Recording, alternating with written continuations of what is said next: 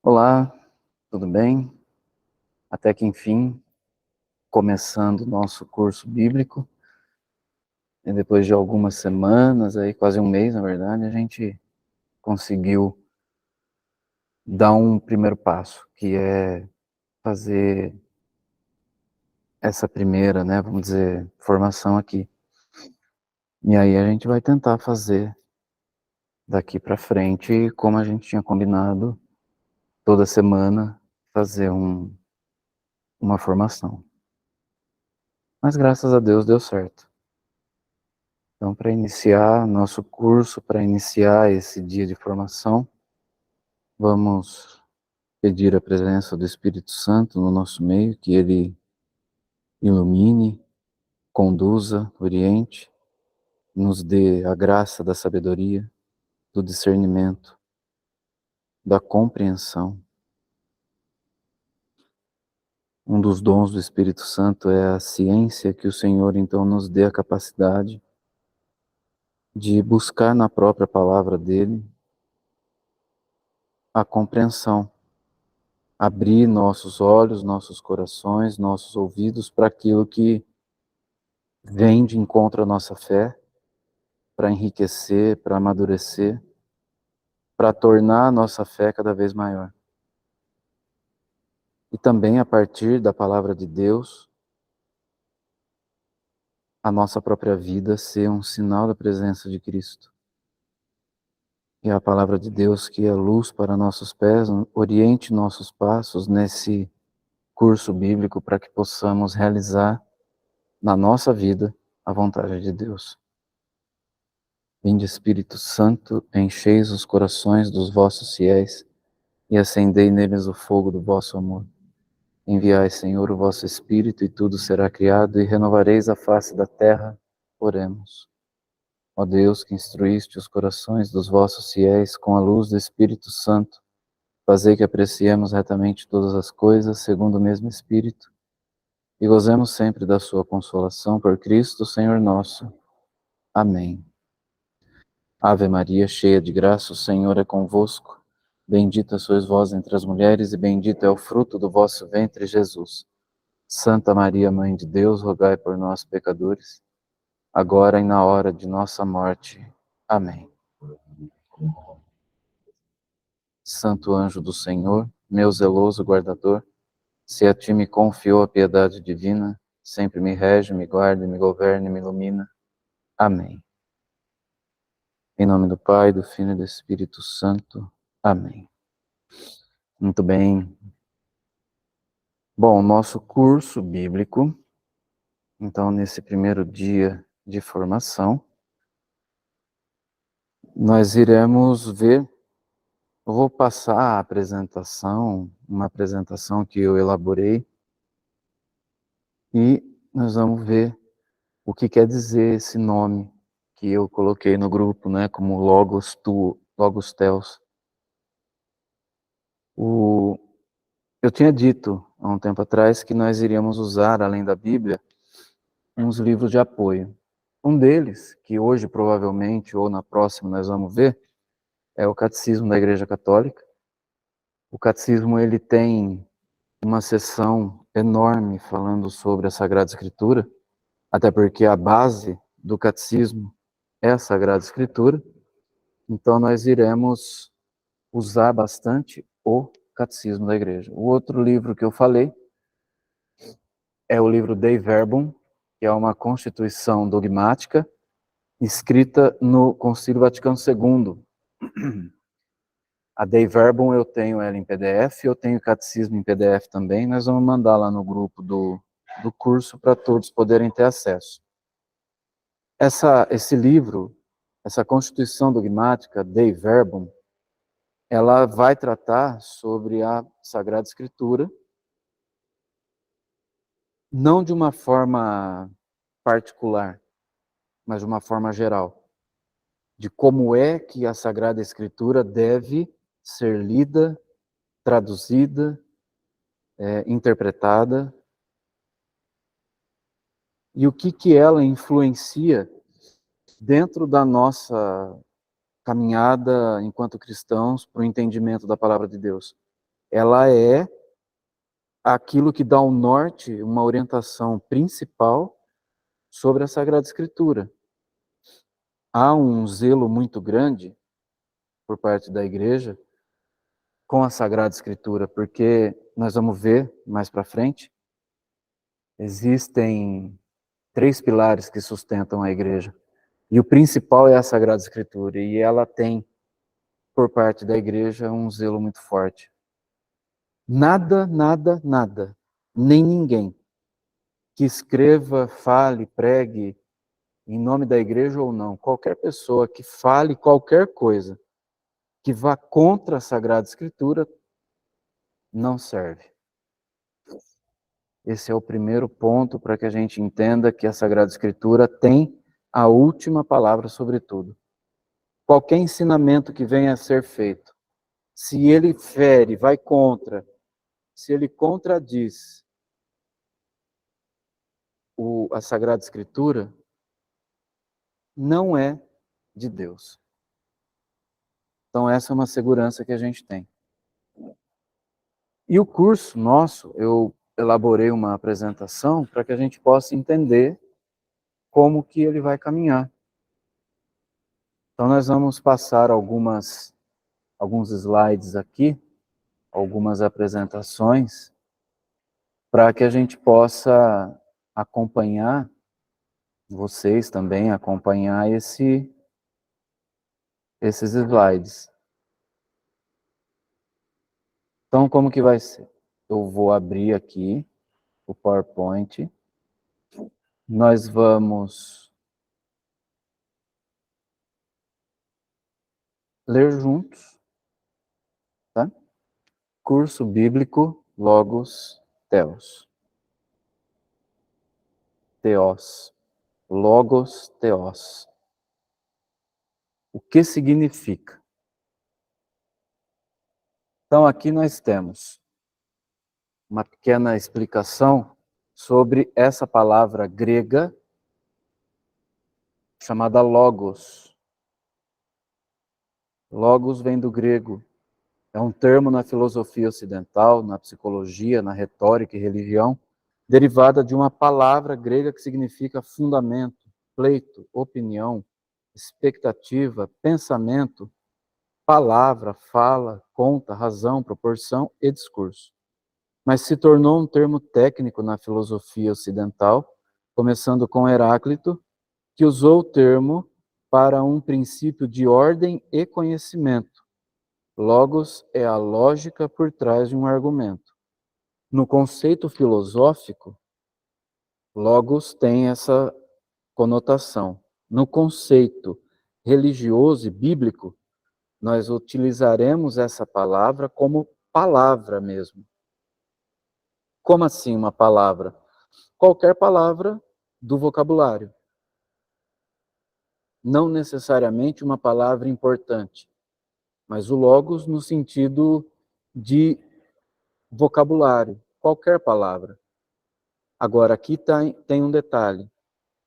Essa palavra, quando escrita em minúsculo, ela tem esse sentido simplesmente de uma palavra comum.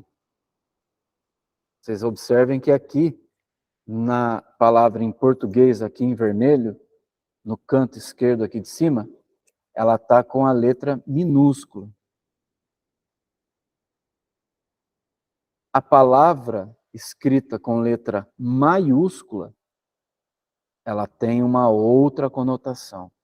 Ela é escrita em letra maiúscula, foi São João quem utilizou esse termo, logos em maiúsculo, e ele se referiu especificamente a Jesus como o Verbo de Deus. E como isso? Onde São João foi buscar isso? Na própria palavra. Quando Deus criou o universo, quando Deus criou tudo, Deus simplesmente falou, faça-se. Esse se tornou o verbo principal, faça-se. E quando Jesus nasce, São João, ele coloca para Jesus esse termo, logos em maiúsculo. o Verbo de Deus, que se torna carne, e se tornando carne, habita no meio de nós. Ou seja, o que quer dizer o Verbo se fez carne? Ele se encarnou no nosso meio como um homem. Deus se torna homem. Podemos mais para frente ver isso aqui, mas só para fazer uma pequena explicação, na teologia, esse acontecimento é chamado de união hipostática. Quer dizer o quê? Um ser que tem uma natureza assume uma outra natureza distinta. Jesus tem natureza divina. E quando ele nasce, ele assume a natureza humana. Portanto, Jesus tem dupla natureza, humana e divina. Então, ele passa do divino para o humano. Esse ato é o que São João vai dizer como o Verbo se fez carne. Porque até então Deus era conhecido apenas como um espírito. A partir de Jesus, Deus é conhecido como homem. A face de Deus se revela ao ser humano. E São João vai entender Jesus como Verbo divino, além da sua encarnação, mas também por aquilo que a Igreja Católica mantém que é a Eucaristia. Mas aí é uma outra coisa que mais para frente nós vamos entender. Aqui só para a gente entender então, o nosso curso, o Logos, é com letra maiúscula. Portanto, nos referimos a Cristo, o Verbo de Deus. E a palavra Theo, veja que o acento muda aqui nas duas palavras em vermelho. Theo é Deus, Theos, com plural e o acento no O, se lê como Deus Supremo. Theo é um nome próprio de origem grega, que surge a partir de Theos, cujo sentido literal também é Deus. Mas no cristianismo, olha lá, essa era a forma como muitos deuses gregos eram chamados. Até que, com a chegada do cristianismo, Theos passou a designar o Deus único. E quem que fez isso primeiro? São Paulo. São Paulo, quando esteve em Atenas, pregando para os gregos, lá onde hoje são as ruínas do Paternum, que era chamado de Aerópago. Ali, os gregos se reuniam para discutir tudo, filosofia, política, sociologia. E São Paulo entra no Aerópago e vê estátuas de vários deuses. Zeus, Eros, Afrodite, enfim, todos os deuses da mitologia grega. E ele chega num altar que não tem nenhuma estátua. E só tem ali uma placa escrita, ao Deus desconhecido. Isso está lá em Atos dos Apóstolos. São Paulo passa por esse lugar, e quando ele entra para pregar para os areopagitas, ele então vai dizer, vi várias estátuas de deuses e vi um altar cujo a inscrição diz, ao Deus desconhecido, é sobre esse Deus que eu quero falar. E foi nesse dia que São Paulo trouxe o termo Theos para o nosso Deus, esse Deus uno e trino, que nós adoramos e cultuamos. Então, dentro de uma academia grega, São Paulo vai fazer essa mudança desse termo, que era tido antes para qualquer um, para qualquer deus, e é natural na mitologia grega isso, porque ela é formada por vários deuses. E até na antiguidade, esse termo era usado, e nós vamos ver como que isso foi usado. Então, a partir de São Paulo, esse termo acaba se tornando um termo cristão. Então, Theos é o nosso Deus, o Deus Supremo. Então, o nome do curso, Logos Theos, é o verbo do Deus Supremo, que é Cristo. Tá? Então, muito bem. A palavra Logos Theos significa a palavra do Deus Supremo. Então, como eu tinha dito, eu fiz uma apresentação para que a gente possa entender como será esse nosso curso.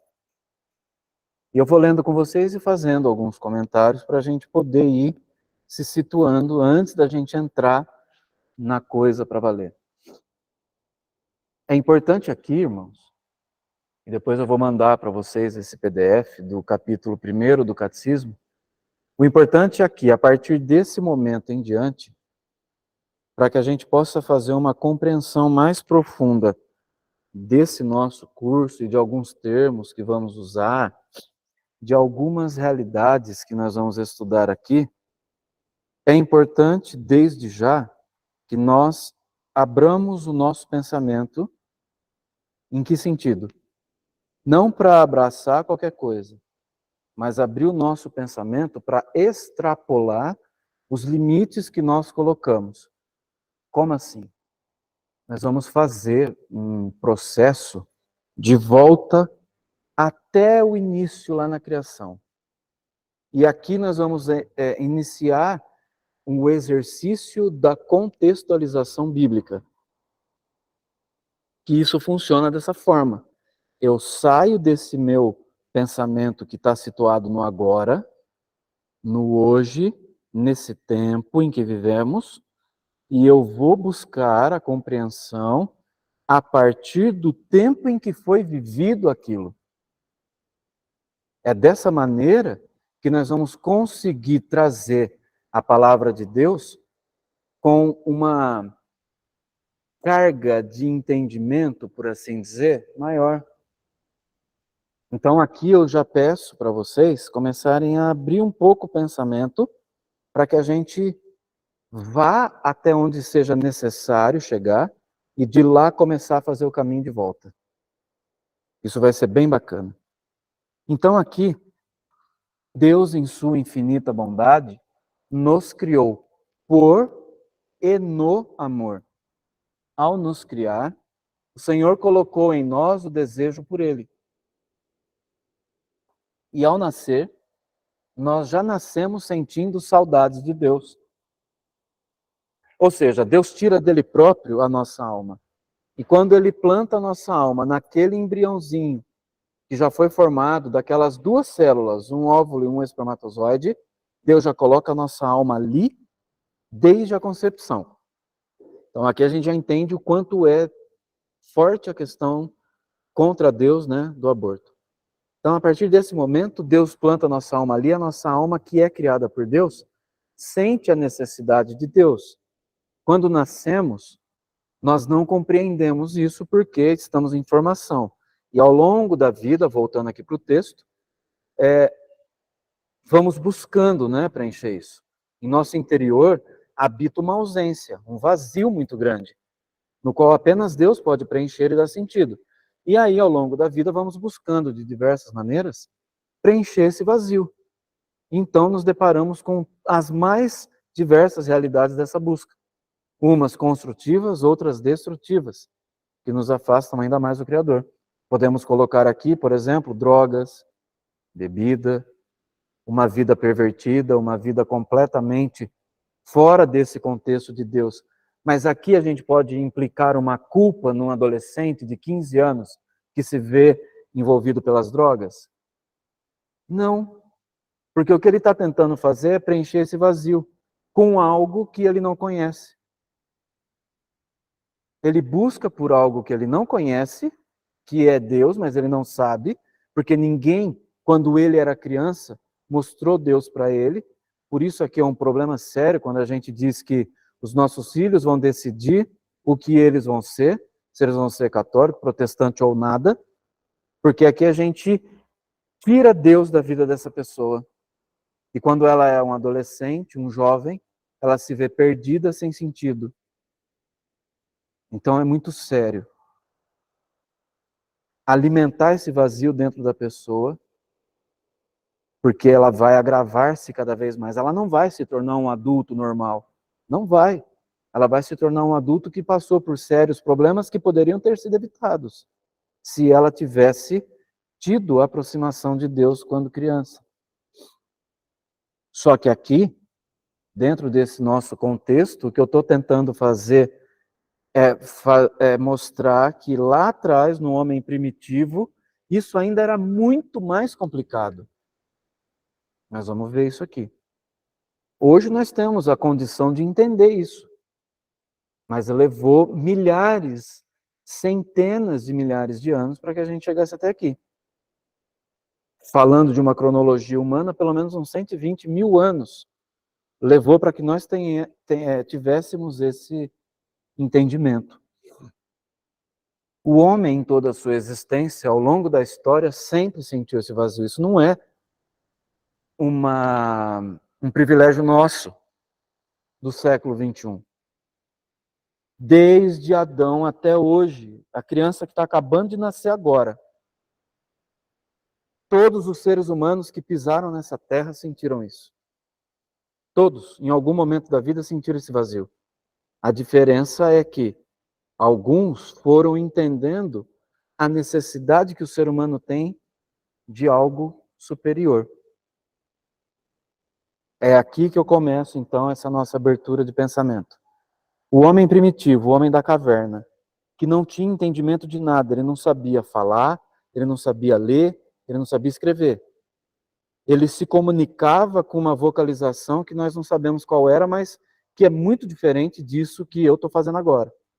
Falando um idioma, o português.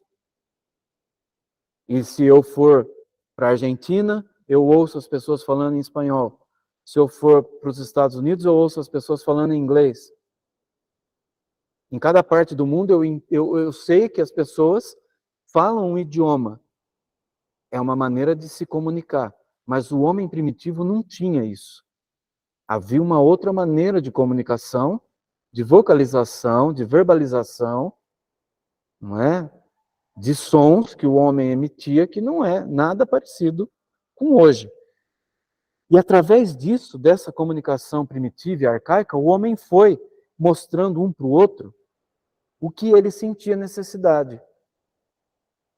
Ao mesmo tempo que ele dominava algumas espécies, ele se via dominado por outros fenômenos que ele não explicava, porque ele não era capaz de compreender. Os fenômenos naturais.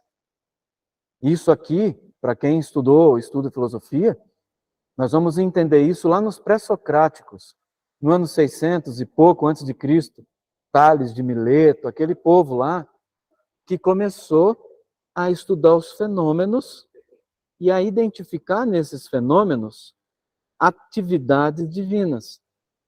Ou seja, a filosofia lá atrás começou a atribuir e a oficializar aquilo que o homem já via, sentia e fazia desde o início, que era cultuar os fenômenos naturais como deuses ou manifestação dos deuses. E aqui nós vemos, olha lá, porém criou para si deuses que lhe parecessem ser o todo. Contudo, caiu no erro, é óbvio, né?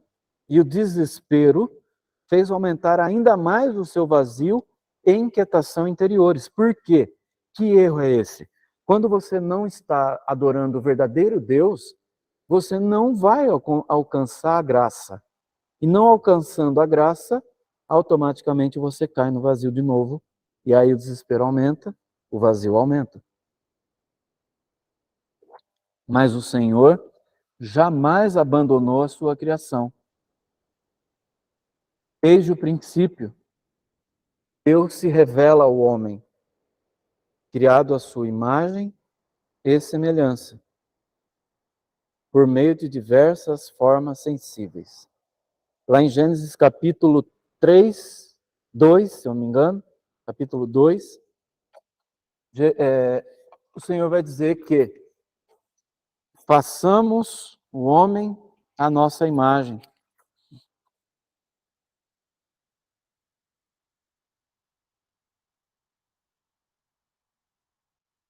Perdão, no capítulo 1, versículo 26. Façamos o homem à nossa imagem, com nossa semelhança. Como pode isso? Deus estava sozinho lá, né? Deus estava sozinho. E ele deu ordem, e todas as coisas que foram criadas.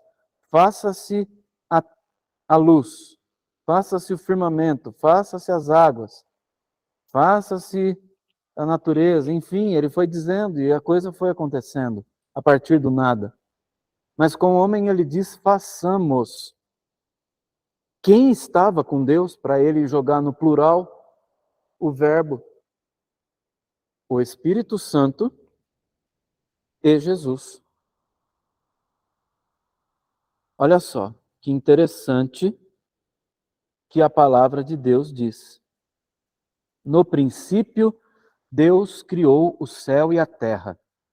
A terra estava deserta e vazia, e as trevas cobriam a face do abismo. E o Espírito de Deus pairava sobre as águas. Gênesis 1, versículo 1 e 2. O Espírito de Deus pairava sobre as águas. O Espírito Santo já existia. A terceira pessoa da Trindade já estava lá. Agora, se a terceira pessoa da Trindade já estava, a segunda pessoa estava onde? Junto. Quando Deus diz, façamos a nossa imagem, é para Jesus que Deus olha e ele modela do barro o homem. E aí ele dá a semelhança que Jesus tem ao homem. O que é uma imagem? Senão um reflexo. Você olha no espelho, você vê o seu reflexo. Você vai automaticamente ver a sua imagem.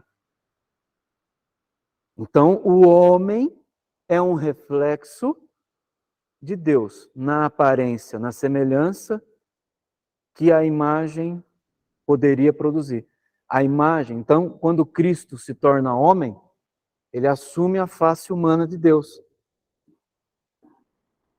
Por isso que Jesus veio como um ser humano normal e as pessoas o reconheciam como um homem normal da sua época. Porque ele traz esta semelhança, mas na verdade ele não é a semelhança. Ele é a origem da semelhança.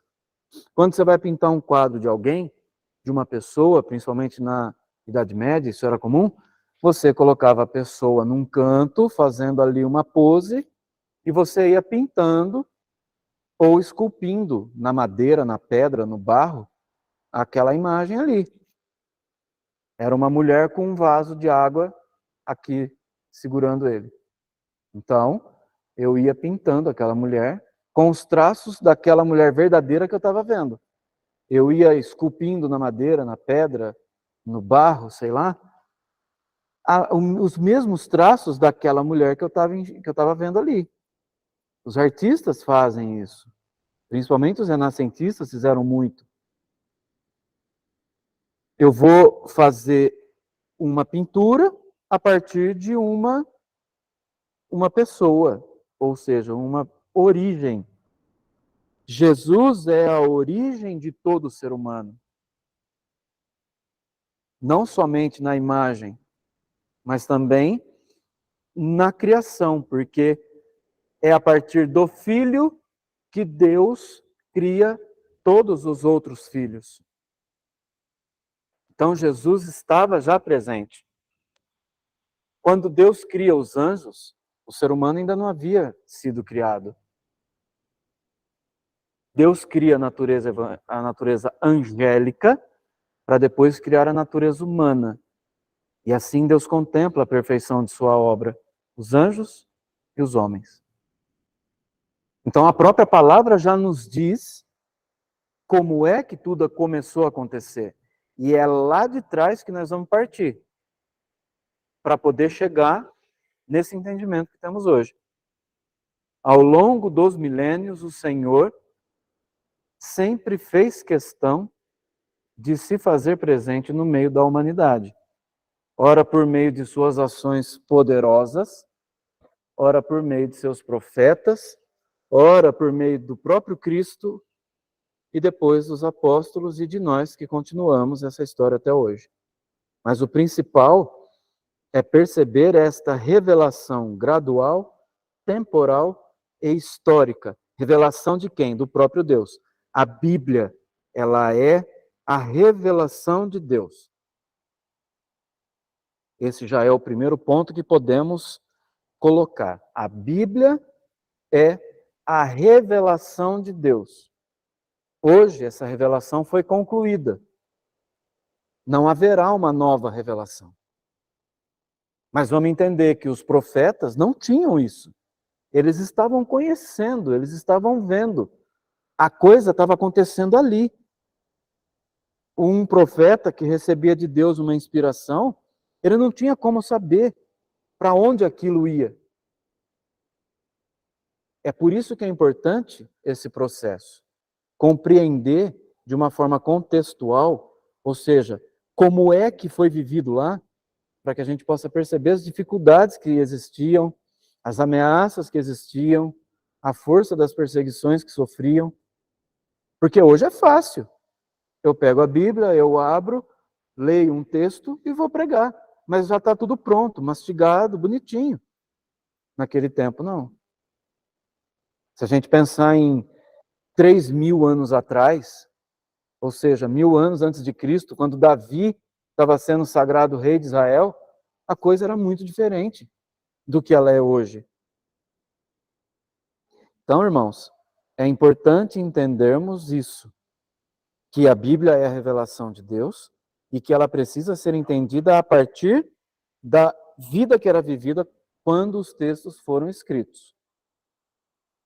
Esta revelação se deu historicamente e ela foi transmitida de duas formas. Primeira, oral e depois escrita.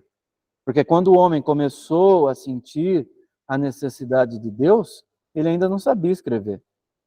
A escrita veio muito tempo depois. Na igreja, temos acesso a essa revelação através dos pilares mais sólidos, fortes e consistentes que a sustentam. Sendo, em primeiro lugar, as Sagradas Escrituras, em segundo lugar, a tradição e, em terceiro lugar, o magistério. Na terceira formação, nós vamos entender esses três pilares aqui com mais detalhe, para não ficar dúvida. Tá bom? A igreja se equilibra ao longo dos milênios sobre esse tripé: Sagrada Escritura, tradição e magistério. Mas só para dar uma pincelada, as Sagradas Escrituras e a tradição, ou seja, o catecismo, a doutrina, são as duas formas de revelação que a Igreja, em sua sabedoria e inspirada pelo Espírito Santo, traduziu em ensinamentos. Vamos lá. A Bíblia é a revelação de Deus. A tradição, a partir dos apóstolos, foi pegar todo esse ensinamento que a Bíblia traz, toda essa riqueza que ela contém, e trazer ela de forma mais fácil para ser ensinada. Os apóstolos ainda escreveram o final, que é o Novo Testamento. Mas a partir da morte de São João, que foi o último apóstolo a morrer, a partir dele, todos os que vieram depois foram trazendo esses ensinamentos de forma mais fácil para as pessoas. E aí foram formando a tradição. Muito forte na igreja é a patrística, com os primeiros padres, os primeiros papas. São Pedro, depois veio Sisto, Cleto, Clemente, Cipriano, São João Crisóstomo, Santo Inácio de Antioquia, e aí vai caminhando. Esses homens que viveram no século I, eles vão trazer a Sagrada Escritura, já à luz de Cristo, com ensinamentos muito ricos. Depois, ali no século III, século IV, vem Santo Agostinho, que vai inaugurar a teologia a partir de todos esses ensinamentos. Então, a gente vê que todos esses homens da igreja foram trazendo ensinamentos a partir da Bíblia. E quando a gente vai compilando todos esses ensinamentos, vamos formando uma tradição. Ou seja, foi desse jeito que Cristo fez, foi desse jeito que os apóstolos fizeram, é dessa maneira que os santos fizeram, é dessa forma que a gente vai continuar fazendo. Não adianta eu querer inventar uma coisa nova, porque eu vou estar querendo trazer uma nova revelação. Então isso não cabe. Eu vou ferir a Sagrada Escritura. Se eu ferir a Sagrada Escritura, eu não estou sendo inspirado por Deus. Então, a Sagrada Escritura contém o ensinamento, a tradição vai fazer esse ensinamento chegar até nós, através de tudo que eles escreveram, principalmente do catecismo. E aí chega o magistério. Que função tem o magistério? São eles os responsáveis por transmitir esses ensinamentos. A Bíblia parou de ser escrita ali no ano 104 depois de Cristo, quando São João termina o Apocalipse. Toda essa cronologia que eu estou dizendo, depois nós vamos ver. Em que ano foi escrito tal livro? O ano do Apocalipse terminou de ser escrito em Éfeso no ano 104, no mesmo ano em que São João morreu. E foi o único apóstolo que não foi martirizado, dos 12. Então, a partir de São João, a Bíblia parou de ser escrita. Mas tudo que esses homens que já viviam na época de São João foram escrevendo, foram sendo depois transmitidos em livros, em documentos que a igreja tem até hoje. Então, a Sagrada Escritura contém o ensinamento, a tradição, ela vai sistematizar esse ensinamento e o magistério vai aplicar esse ensinamento. Depois nós vamos entender isso melhor. Mas é só para vocês poderem ter essa noção de como é que funciona, né, essa relação, podemos dizer trinitária também. E aqui eu já alerto para isso. Nós vamos encontrar muitas relações com o número 3 na Bíblia. Não porque o número 3 é um número teologicamente perfeito, mas porque essa relação de 3, ela está intrínseca. Deus deixa a sua assinatura na sua criação. E em tudo que é feito a partir da inspiração divina, vai ter essa relação de 3. 3 são as pessoas da Trindade. 3 são os pilares da igreja. E a gente vai vendo outros números 3 que vão aparecendo. Nós vamos procurar fazer esse curso, esse estudo bíblico das Sagradas Escrituras,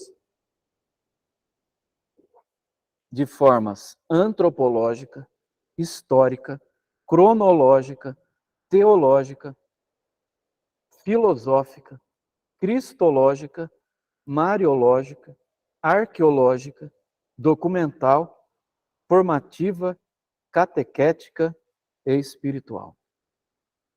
Porque para se entender a Bíblia não basta simplesmente ler, fechar e dizer que entendeu.